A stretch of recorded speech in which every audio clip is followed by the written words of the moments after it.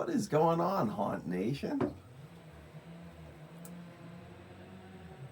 Who are you? T. T is in Tory T, not as in TWT. He is not transitioned. And I'm Ant, which makes us TNA, but not the kind you filthy savages are thinking of, perverts. Teacher's assistant? No, TNA, like tits and ass. Oh. I was thinking like Like college a TA. TA. No, that's just a TA, not a TNA. Or TNA. I didn't hear the TN part. Yeah, well, you're not paying attention. Pay attention to it. Anyhow, this is a review for Hera's Nightmare Haunted Attraction in Westminster, Maryland. Right? Yes? No? Maybe? Yes. So, Hera's Nightmare Haunted Attraction is about 10 minutes away from the final bell. This was also a haunt that was recommended to me by my friend Steve. Thank you, Steve. And I thought it was a good haunt. It is in a mall, which is very similar to another haunt, probably the most famous one in Maryland, Bennett's Curse. Bennett's Curse being an hour away. Otherwise, we would have maybe tried to hit 3. I don't think we would have made it, though, because it was close to 10 o'clock by the time we were done. From this one? Yes. So, not an hour away from us, otherwise we would have gone. An hour away from this one and the other one. Though, Final Bell and Hera's Curse are about 10 minutes apart. So if you're looking to do 2 in a night, I would say start with Final Bell, get your early tickets and or your fast pass, and then head on over to Hera's Nightmare after. It was a lot busier at Hera's Nightmare than the Final Bell. Yeah. Hera's Nightmare's been around for about 2 years. Found this out because I spoke with the person that runs that haunt How as do well. you find them? Like Pokemon, gotta catch them all. I don't know. It just happens sometimes. Sometimes Sniff them out. so sometimes no. Sometimes they will see. Sometimes they will see you. Like I met the person several years ago that runs Dent because he saw us taking pictures and doing things, and then they get interested and they ask who you are, and then they introduce themselves. Other times, like these two, Steve knew who ran them, so he told me who to look for, and then I asked some of the employees, and they were like, "Oh, right here," and then introduce yourself, say hi. They're all usually really, really nice people. There are some people that are weird. There was some weird people at this haunt called Dracula's Forest. I was taking videos and stuff, and the guy was like following me around like I was trying to steal his intellectual property, even though it was on their website as the last year of the haunt, like it was closing. So like, first of all, it wasn't a good haunt anyway, but what am I going to steal if you're closing? Like, what grand idea did you have, that you're closing, and I'm going to steal this grand idea? Stop, get some help. Right? Anyway, we're not talking about that. We are talking about Hera's Curse. So, another kind of fledgling haunt. It's only been around for 2 years. In its current place. I don't know if it was somewhere else or a different name. We didn't talk all that long because it was fairly late at night. He was trying to get his, stuff shut down appropriately and whatever. We didn't get there too late. We got there by 8:30-ish, right? And the lines were decently long. They weren't terrible. Again, nobody knows who we are when we get there. I spoke to both of these people after. So somebody's having fun with chainsaws. Very appropriate for the time of year. Right? Anyhow. So they do have a ticket booth on site where you can buy tickets. Tickets were $32 general admission. There was a coupon code that we found for $2 off. So $2 better than nothing. Always sales tax and administrative service fees. It is what it is. Being that it's in a mall, you have the entirety of the mall parking lot to park in, so parking is not an issue, and we got to park fairly close to the entrance. When you walk in, you check in, they scan your ticket, and they give you physical tickets. Again, we like physical tickets. She doesn't care. But we, being me, the majority of us in here, like physical tickets because we like having a souvenir, maybe. You know? Tickets were actually nice looking. And then right past where the ticket booth is, they had a lot of stuff in the hallway that you could take pictures with. Lots of big stuff. Some stuff that was animatronic, some stuff that wasn't. There was an area that had music playing, like a graveyard that had music playing, and it was really cool. Couple of food spots. Absolutely, there was a food spot, and they had pizza, they had hot dogs, like pizza and chips, hot dog and chips, stuff to drink. Yeah. I don't know the if the other one had like donuts, I think. Donuts again. I don't know if they took credit cards or not. If not, they probably took some kind of cash app. You all know how I feel if you've watched this channel for any length of time. You know how I feel about cash apping people I don't know. I don't like it. I won't do it.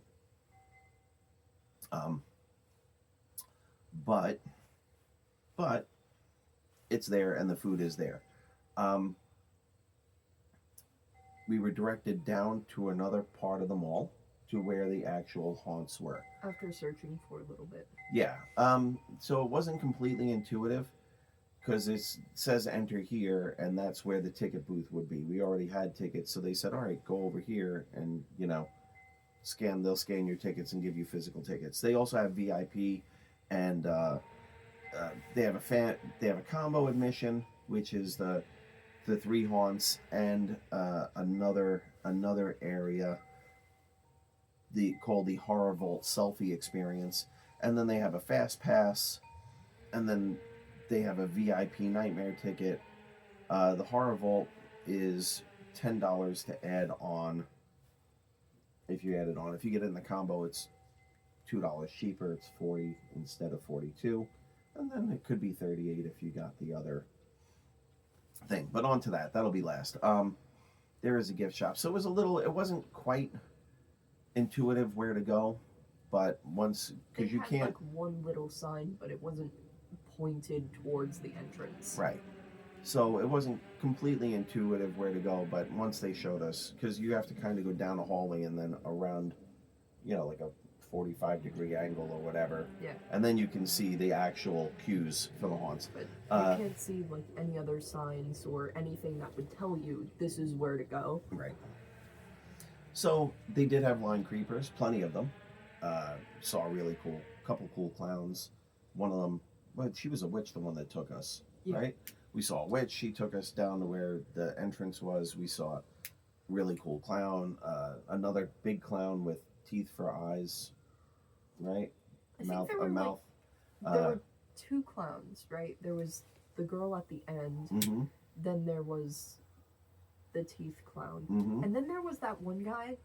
You say it was a clown. It didn't really look like a clown to me. Well, the only reason I say clown is because his clothing was multicolored. Yeah. And I mean, even though he looked like a post-apocalyptic, that post-apocalyptic look with the gas mask and stuff on his back and you know what I mean? His colors he was multicolored, which I wouldn't expect in a post-apocalyptic world. But I guess it's subjective, right? They had standees outside of all the different haunts. So they had 3 different haunts, each with its own theme, each with its own line. So you start at the first one, which was the Curse of Hex and Hollow. So you start at the first one. When you finish that, you queue up for the next, which is Containment X. And then when you finish that, you queue up for the Bite Fight. So we started, obviously, with Curse of Hex and Hollow. Their lead time, fantastic. A good minute lead time in between groups. And they put you in in your group.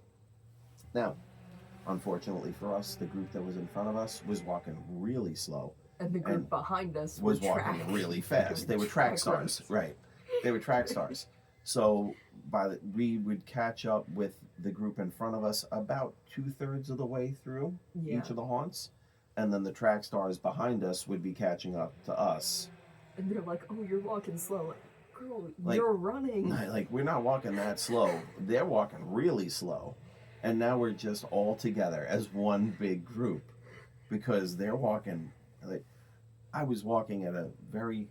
Actually, we let Tori lead the first one, and she was walking at a good speed. Like, I was very proud. I'm like, look at her. Look at her. She knows how to pace it. And she was walking maybe a little slower than I would have, but not slow enough that anyone should have caught us. Yeah. With a minute lead time. I slowed down towards the end because I saw them. Right. I was like, oh. I think in the second one, we hung around for a bit and waited for them to pass. What do you mean to pass? Pass where? Like, to just walk a bit faster. Like, keep going. Yeah, well, there's only so much you can do, especially when you know you have the same. That's the only thing, is like we wound up with the same group in front of us and behind us at all three haunts, you know? So, not a problem. It's not a problem for the haunt. It's not something they really have any control over, you know? But, you know, it is what it is. It's just something you're going to experience. Sometimes you'll get the track stars in front of you and the slow walkers behind you, and life is great. Because you could sit down and have a cup of tea in some of these fucking scenes and not catch up with, not catch up with people. But that said, so the Curse of Hexen Hollow, it has a theme of like a Salem witch trials kind of theme, like an old timey pilgrimy, and it's like, who's really winning this battle? Is it the witches or the pilgrims, right? Because you do see like witches strung up, but you see an equal number of pilgrims strung up. I thought it was the witches. The witches that won? Yeah. I agree. I agree. It seems like the witches definitely won that.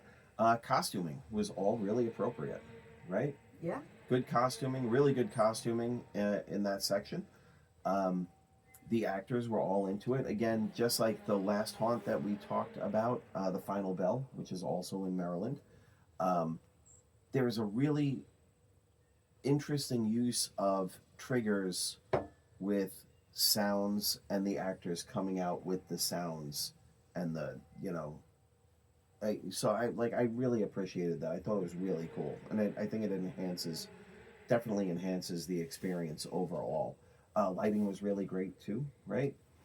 Set pieces, really fantastic, really well done, and completely appropriate to the time.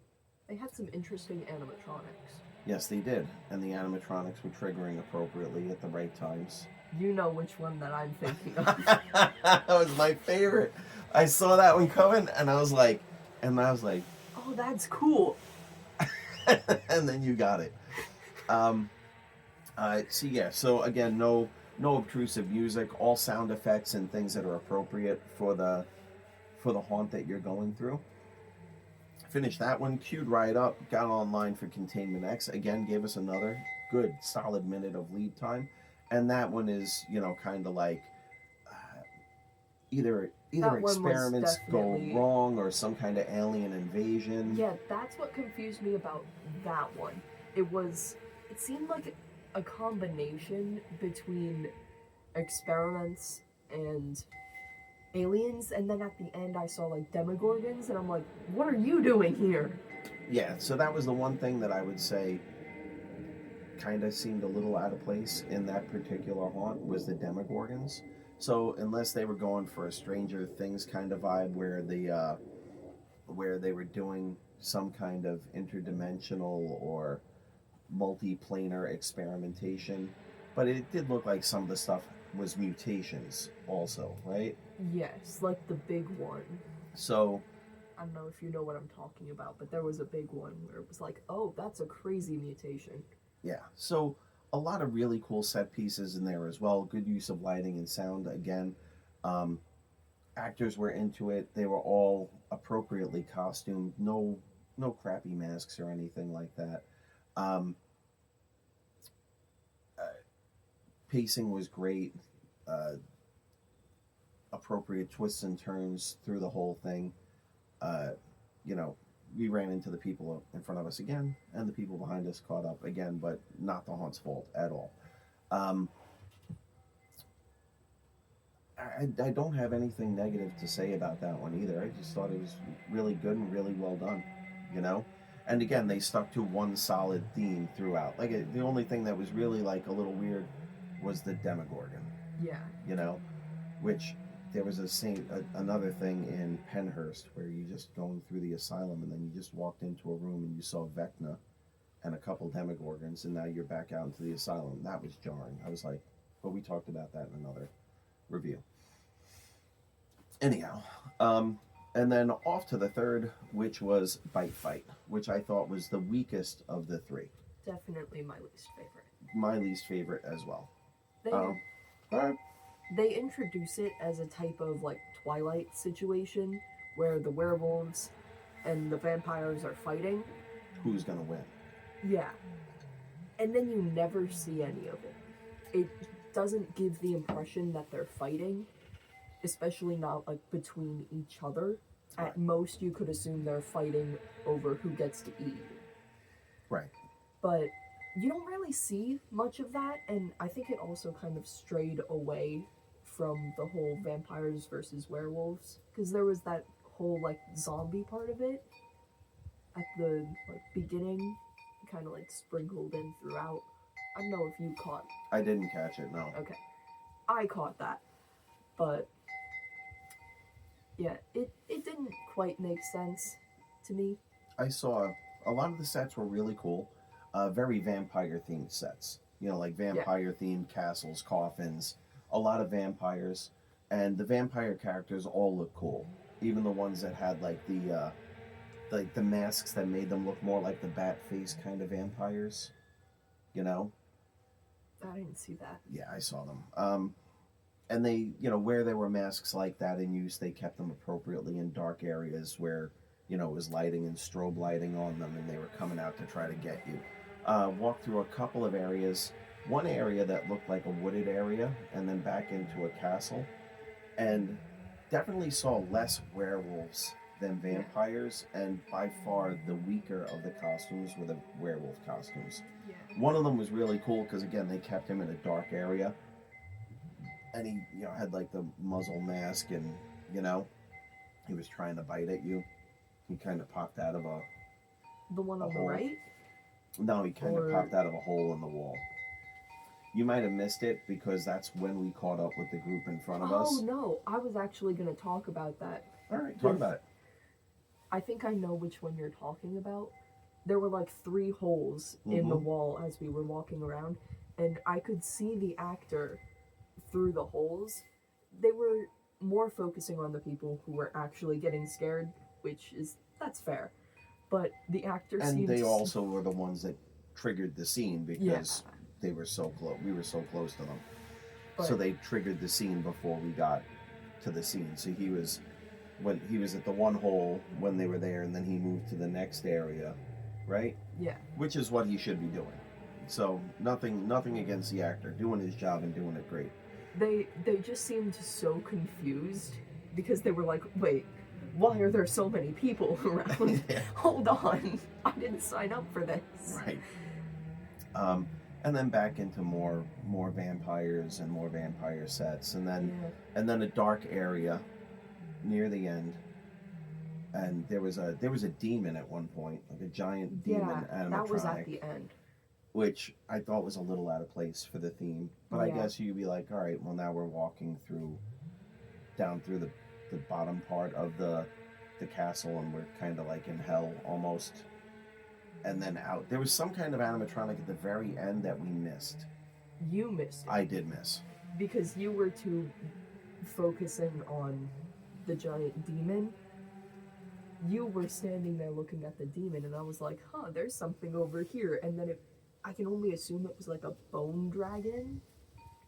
Okay. But it's one of the ones that like comes out and snaps at you. Oh no, I know the one you're talking about. I remember that. I remember that. I did see that. And then a dark area, and then you're out and you're done with all three of the haunts. So to me, that one was by far the weakest. Now, I am gonna make it a point of telling you that we did uh, get to go through the horror vault selfie experience. We did get comped through that. I'm not gonna lie and say that we paid for it because I wasn't planning on going through it, and we were, no, you have to go. And I really, I'm gonna tell you that it is definitely worth the extra money. Everybody was really tired. Everybody wanted to leave. It was a long night, and we still had a 3.5 hour drive home, but we went through it, and it is definitely like they put your group through, and you can there's a little video preview of a little bit of it that I put up on the Instagram page. But you can really stop in each section and take pictures with all the different stuff, and it's like its own haunt. Honestly, it's like its own little haunt, just with no actors in it. So you're going through all these cool scenes, all these, and they're like I expected it to be just like some of the freestandy stuff that you can take at other haunts where they just have, props or animatronic props and you can take pictures. And it really wasn't. It was really well put together, like a whole haunt section, like all scenery that you walk through appropriate. Like you walk into the next room and it's all appropriately clowns and big top themed and everything, and with clown standees and whatever. And then you go into the next section that's, witches and cauldrons, and it was really cool. Definitely a worthwhile experience. Definitely added on. I am a little remiss because we normally buy everything when we go to review a haunt, and I was just like, whatever, but so glad that we did get to go through it and check it out because it was fantastic. It was absolutely a worthwhile addition. As you go out of that, they were kind of pissed because they were looking through the gift shop already, and I dragged them out and into the selfie experience. Then they enjoyed it, and the selfie experience actually exits into the gift shop. Yeah, I thought the selfie experience was okay. That's probably just because I don't really like them, but it was cool. They did have the places appropriately themed and sectioned off from each other. Yeah, and you took a picture in one of them. Yeah, because that one was really cool. I took some pictures in one of the sections. I was very happy. But yeah, they had appropriate theming, and they also had like music and sounds, which was cool. Like the witch one had like some dialogue that we missed. But so you could have stood there. I was walking through. Everybody's telling me you want to go home, so I don't want to hear it. I didn't say I wanted to go home. Well, the other everybody was tired and wanted to go. But yeah, I thought it was pretty cool. I personally, I do too, and I definitely, I think it's worth going from the general admission to the combo pass, because it's only an $8 difference. And then if you got the discount card, it's like an extra $6. So I mean, realistically,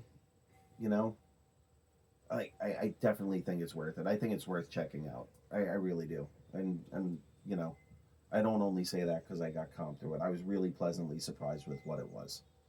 We actually walked into that area first, thinking that's where the haunt started. Yeah. And they did have another section of stuff that you could take selfies at that wasn't part of that was enclosed, and they had different scenes set up, and a lot of people were taking pictures in there too. But definitely worth it. The gift shop was huge. Absolutely huge. I liked the gift shop. Me too. They had some really cool t-shirts. They had, I think they had horror ornaments in there. I'm not sure, but they definitely had They had some in like the case, and like little statues and stuff. They had like actual real dead bugs in. Yeah, those were cool. Entomological fucking. I thought you were gonna say tamales. No, I wasn't gonna say tamales. I don't think They did not have tamales. No. So really cool, like little bugs in little glass cases and stuff that you could buy. They had candles. They had water bottles. They had all sorts of stuff. Yeah, pins and like Pins and earrings. things. Pins and earrings and just really cool, all horror. And there were even more things to take pictures of in there. Those pictures are also up on the Instagram page under the Exit Through the Gift Shop moniker. So, all told, just another really good haunt. Glad that we went out to see it. I'm glad that we got out to see it. I really enjoyed it. And now, the part everybody's been dying for. What do you think that haunt should get? So, I like it. Personally, I didn't like it as much as the Final Bell. Like, they were both really cool. It's just, I don't know. It wasn't my favorite. Okay. I don't know why, but I like it. I'd give it a 7, like 7.25. No, we go 7.75. We go in 0.5s. So you want to give it a 7 or a 7.5? 7.25. No, that's not real. It That is. doesn't count. Oh, we're gonna round it up to a 7.5 then. we're not like Chef, you know. Where you never seen that? I'll show you afterwards. No. Oh, fantastic! He's like one of my favorite things to watch on Facebook now. Anyway, My Completely- proper ranking is a 7.25, despite what he says.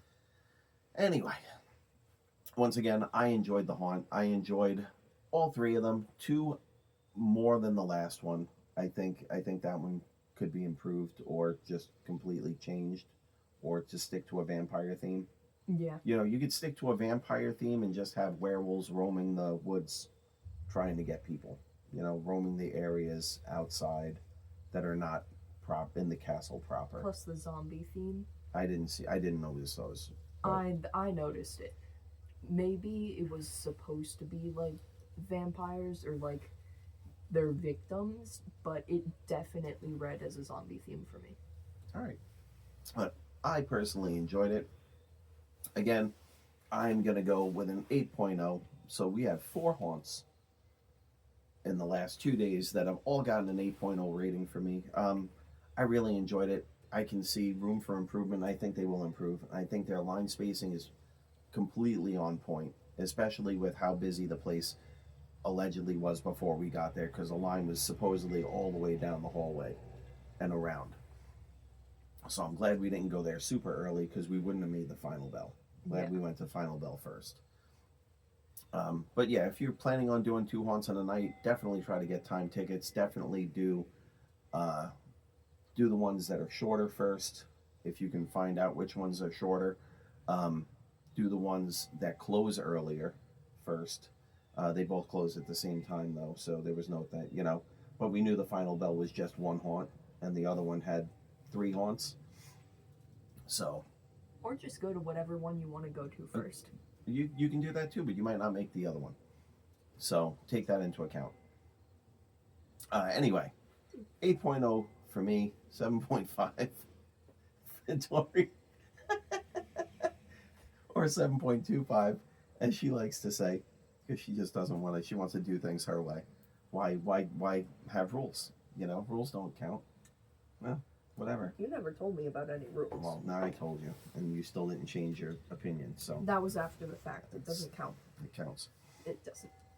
It counts. Well, now you know. So when we come back tonight and we do the Reaper's Revenge review, because we're gonna have to do it tonight, because we're gonna have to leave to take you to the airport tomorrow. Yeah.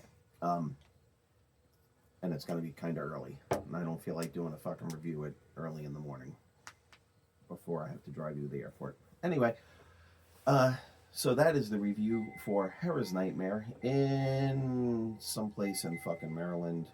Is it not in the same place? No, it's in a different town. Completely different town. I said where it was, and then I can't find it. Westminster, Maryland. That's cool. Hera's Nightmare in Westminster, Maryland. Those are pumpkin guys coming for you. We did not see those. Those are probably from past haunts. But, yeah, check out their website. The website's pretty cool. And check out all these haunts. You only have 1 week left. 1 week. And then haunt season is done. A fucking sad time. Yes, we did see them. Yeah. Sad time coming. Yeah, we didn't see that guy. You will not always see everybody. Yeah, I know. I want to see the way they describe this. Oh boy. All right. Anyway, for the 2025 season, I'm in. That's story. See you.